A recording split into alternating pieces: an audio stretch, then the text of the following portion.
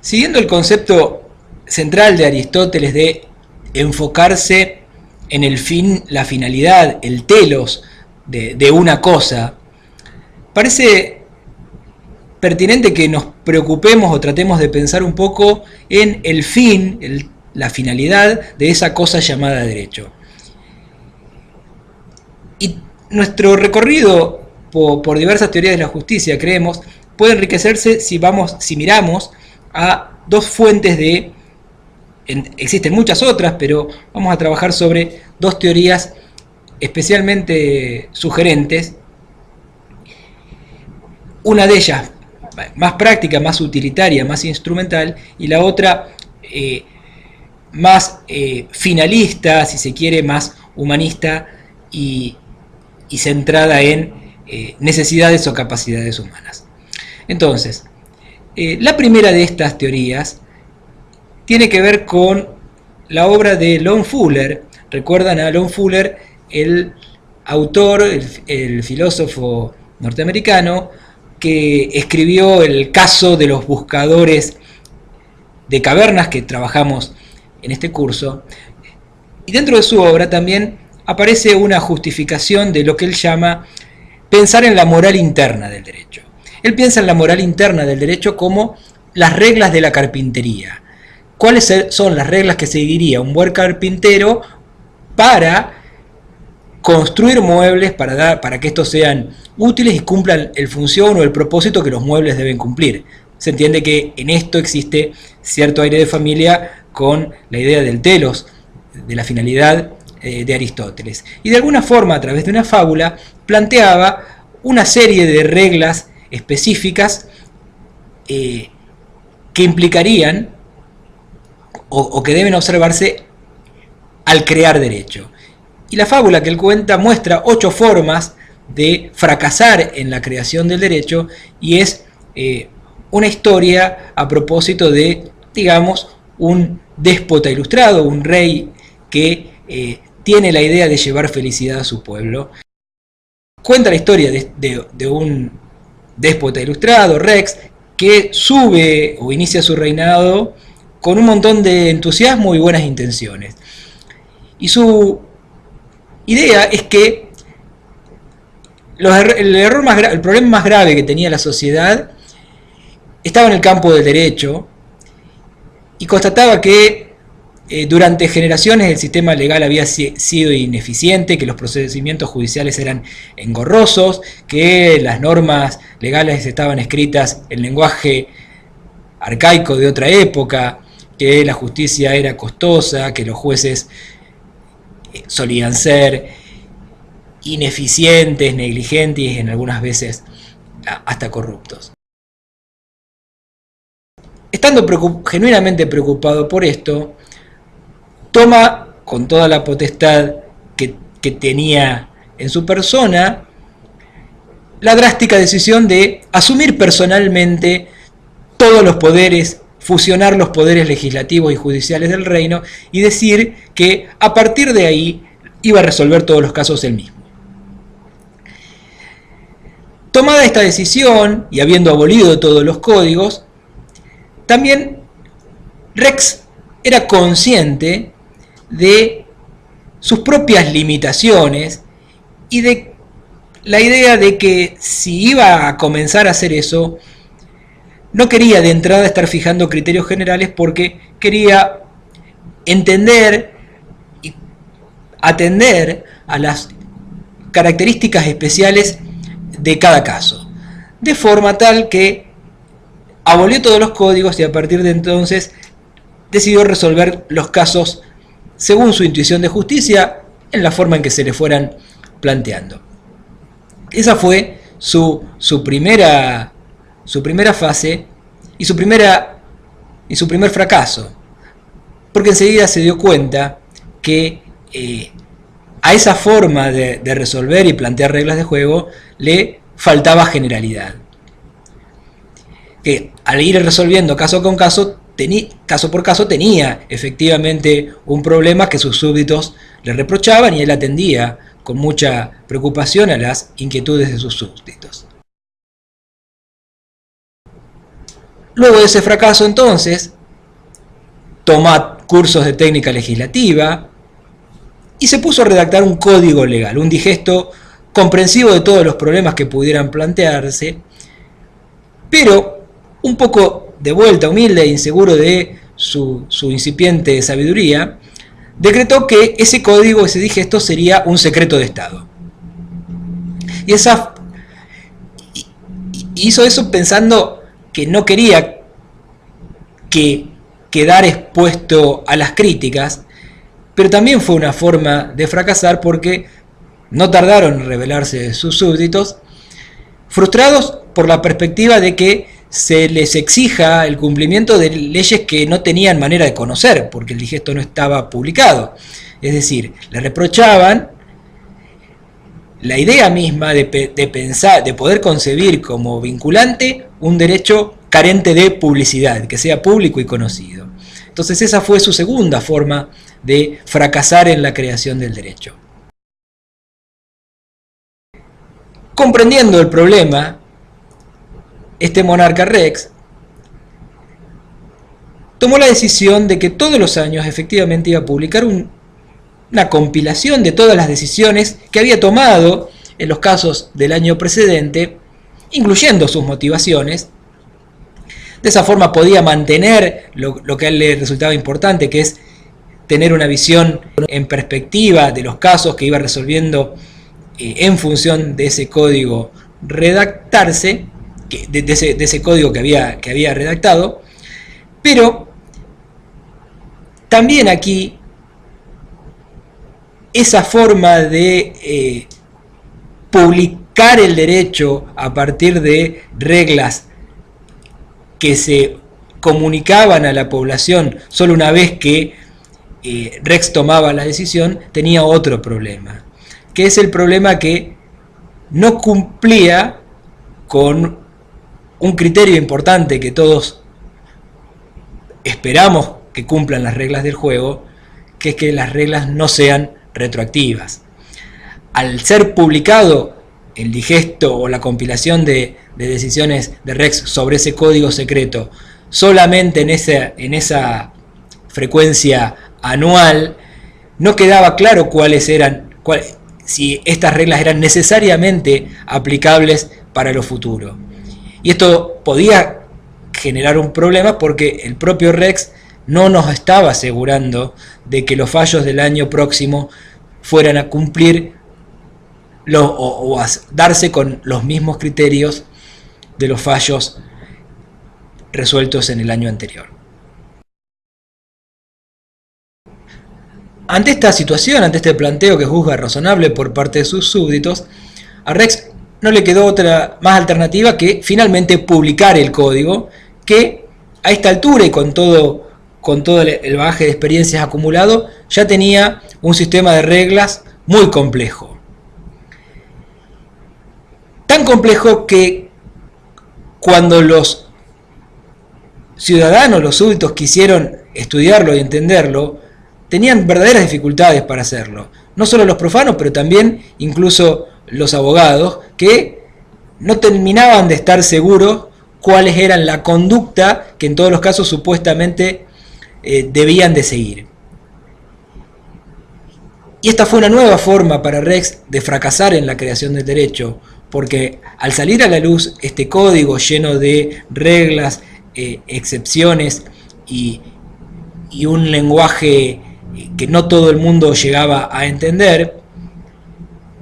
se dio cuenta que era un derecho carente de comprensibilidad, era ineficaz y no podía ser observado por la población, y no era una guía adecuada para la conducta de sus ciudadanos, de sus súbditos, como Rex proponía. Desalentado, pero todavía preocupado por solucionar estos temas, lo que hizo Rex fue comisionar a un grupo de expertos para que le hicieran una revisión completa a su código, eliminando sus ambigüedades y oscuridades. Y sin embargo, este grupo de expertos y académicos trabajó durante mucho tiempo y fue especificando con mucha precisión cada una de las situaciones particulares y la solución legal asociada o la conducta debida o exigible. Ahora bien, al momento de ser tan específico, el mismo hecho de que se tratara de un código tan extenso, tan copioso y numeroso, y elaborado por diversas personas y comisiones y subcomisiones, dio lugar a un texto que estaba lleno de contradicciones,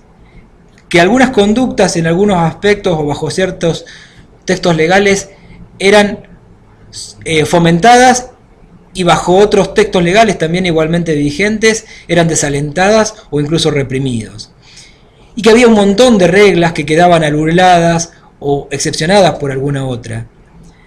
Este sistema, más allá de su espíritu tecnocrático, carecía de una pauta básica que también todo el mundo le está reclamando a un sistema de reglas, que es la de que no existan contradicciones, el principio de no contradictoriedad, y esto fue otra forma en la que Rex vuelve a fracasar en su creación del derecho y que realmente lo preocupó mucho. Se preocupó por el caos y la anomia y quiso ser riguroso. Entonces, en la próxima versión de su enorme código, eliminó todas las contradicciones y ya un poco enojado, se empeñó en reforzar al extremo las exigencias impuestas a sus súbditos y la idea de que estos tenían que acatar las leyes que él estaba sancionando. Tanto se enojó que fue demasiado lejos, y entonces en sus leyes aparecían obligaciones incumplibles y aparecían sanciones desproporcionadas. Por toser, desmayarse o caerse en presencia del rey, se imponían 10 años de prisión. Había plazos que él quiso comprimir y los pasó de plazos de meses o días a plazos medidos en minutos y segundos, plazos que nadie podía razonablemente cumplir. Los intentos de implementar este sistema draconiano derivaron en una serie de revueltas y protestas que llevaron a Rex otra vez a desistir de su aplicación y a contabilizar un nuevo fracaso. Fracaso a partir del cual comprendió una nueva verdad. El derecho no puede exigir lo imposible, y por eso una regla fundamental del derecho tiene que ser la de su acatabilidad. Esta es también una exigencia que a contrario senso surgía de las experiencias de Rex. Luego de esto, y de pasar nuevamente más tiempo trabajando en una última reforma, Rex finalmente llega a contar con un código técnicamente irreprochable, que era consistente, claro, se distribuía gratuitamente, no exigía nada que razonablemente no se pudiera cumplir. Sin embargo, como había pasado tanto tiempo, el sistema y los conceptos del código habían sido superados por los sucesos y por la vida real. Y esto obligaba a que todo el tiempo se estuviera recurriendo o requiriendo enmiendas y declaraciones rectificativas de Rex sobre su propio código, que era todo el tiempo superado por el flujo de la vida, por las nuevas modalidades delictivas, por las nuevas modalidades comerciales, por los nuevos usos sociales. Rex estaba muy atento a esto y todo el tiempo estaba actualizando su propia obra, hasta que finalmente nadie pudo confiar en la vigencia de una norma si no consultaba antes el boletín oficial del día de la fecha. A esta versión del derecho imperial de Rex lo que le faltaba era estabilidad. Y la estabilidad es también, termina por comprender Rex, un ideal demasiado fuerte como para prescindir de él en cualquier sistema juridizado, en cualquier estado de derecho. Luego de esto, lo que hizo fue un poco volver al principio y decir que él iba a ocuparse nuevamente de juzgar y dirimir todos los casos de su reino. Y ya con mucho entusiasmo y con un montón de experiencia y saber jurídico acumulado, se dedicó completamente a la tarea y empezó a dar grandes fallos que expandían los principios implícitos en las normas, que la adaptaban a cada situación, que llenaban las lagunas legales, que evitaban los resultados injustos de las leyes existentes. Y era muy versátil en sus interpretaciones para dar, por vía jurisprudencial, ya no por esas actualizaciones o adendas que publicaba en el boletín oficial, respuesta pronta y atenta a los problemas que tenía la sociedad. Sin embargo, a medida que empezó a pasar el tiempo y se publicaban más y más tomos de esta jurisprudencia interpretativa dada por el propio Rex, los ciudadanos no tardaron en advertir que cada vez era más larga la distancia entre el sistema legal escrito y el sistema legal aplicado por la jurisprudencia de Rex y por la administración pública del reino. Esta distancia entre que una cosa es lo que dice la ley y otra cosa es lo que el juez superior del reino hacía, lo que la administración pública del reino hacía,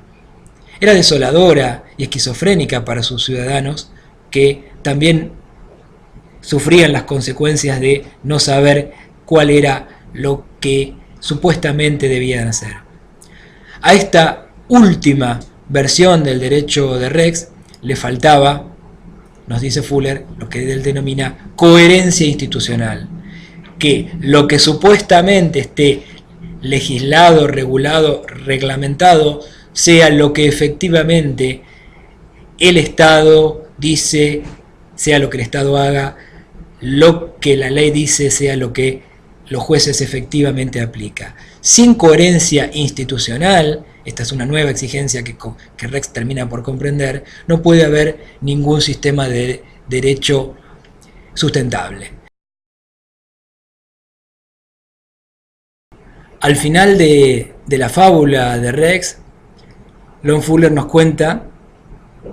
que él finalmente moriría, envejeciendo antes de tiempo y profundamente desilusionado de no poder cumplir con la idea de mejorar la vida jurídica de sus súbditos. Y nos cuenta que el primer acto de su sucesor, Rex II, fue declarar que quitaba el poder de manos de los abogados y lo ponía en manos de psiquiatras, psicólogos y especialistas en relaciones públicas. Y de esta forma, decía Rex II, la gente esperaba pudiera ser feliz sin tener ninguna ley, sin tener leyes.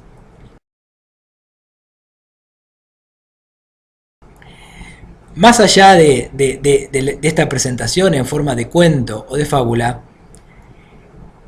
hay muchas lecciones que aprender de los sucesivos fracasos de Rex, y es lo que Fuller entiende que es aplicable a cualquier sistema jurídico. Repasemos. En primer lugar, un sistema jurídico puede fracasar por excesivo casuismo o falta de generalidad. También lo puede hacer por falta de publicidad, porque los ciudadanos deben tener idea o acceso de cuáles son las normativas que supuestamente cumplir. En tercer lugar, que las leyes no puede pretenderse que sean retroactivas, porque los ciudadanos no pueden cumplir o atenerse a algo que no se les haya dicho con anterioridad. También, de una cuarta forma de falencia que debe evitarse es el de las leyes incomprensibles o excesivamente oscuras. Otro problema que también Rex termina teniendo en su largo peregrinar por sucesivas versiones de su código es el de leyes contradictorias o conductas que por un lado aparecen autorizadas y por otro lado están reprimidas o disuadidas por el sistema. Finalmente, las últimas tres cuestiones que aparecen dentro del repertorio de ideales que debe tener un sistema jurídico son los que Rex identificaba como la acatabilidad, esta idea de exigir obligaciones incumplibles o aplicar sanciones claramente desproporcionadas. La estabilidad, un derecho tiene problemas en su función, en la función que debe cumplir como tal para ordenar la vida, si está cambiando a cada rato, a cada minuto. Y también es problemático para un sistema jurídico, como bien lo sabemos, la falta de coherencia institucional entre lo enunciado, lo sancionado y la verdadera conducta de la justicia o de la administración. Estas son las 8 reglas que Fuller postulaba a partir de esta máscara de la fábula de Rex, y ciertamente son reglas realmente importantes en las que tenemos que pensar cuando pensamos en cómo funciona un sistema jurídico. Rex habla y lo dice bien, Fuller habla y lo dice bien, de que esto es una moral interna del derecho en su fin propio y específico de regular conductas. Noten que no hay referencia a valores axiológicos más trascendentes que la propia función. No es una teoría que dependa de conceptos más amplios, de conceptos iusnaturalistas. Y en ese sentido también podemos hacerle cierto reproche de que es una teoría demasiado instrumental y tal vez demasiado limitada. Ciertamente creemos, y por eso lo contamos dentro de este curso, una teoría que dispara interesantes pautas para pensar al menos una serie de requisitos mínimos de lo que tiene que ser un derecho, y al mismo tiempo no podemos dejar de reconocer ciertas limitaciones en sus pretensiones que básicamente tienen que ver con no generar un sistema de reglas arbitrario o disfuncional. Ahora, existe aquí, y alguien podría plantearnos una pregunta pertinente, que es si eso es todo con lo que vamos a conformarnos, si eso es todo lo que le podemos pedir al derecho, o le podemos pedir a más cosas, y si en definitiva la función del derecho no debe ser otra, no debe ser más ambiciosa. Y para tratar estos temas, entre otras teorías, vamos a hablar algunas que hablan de la función del derecho a otro nivel, a un nivel más finalista, pensando en las capacidades humanas y en las necesidades humanas, como las teorías de Martha Nussbaum y de John Finnis.